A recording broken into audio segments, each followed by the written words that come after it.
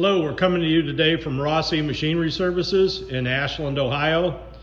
We'd like to show you some of the features of the Baileigh RDB 250 programmable tubing bender.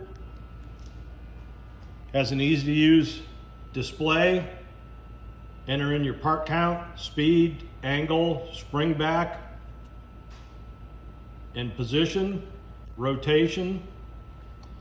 It also has a digital counter so that your vise tightens up to the same position and force for every bend for multiple parts. The dies are easily changed. Remove these two bolts. This lifts right off. It has 3 locating pins. The shoe swings out of place for loading parts easily. It is changed by just removing that pin. And then we have our indexing stand, which makes it able to bend on multiple planes.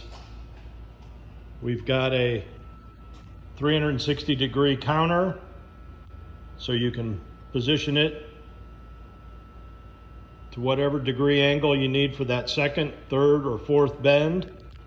This also has a positive stop for repeatability.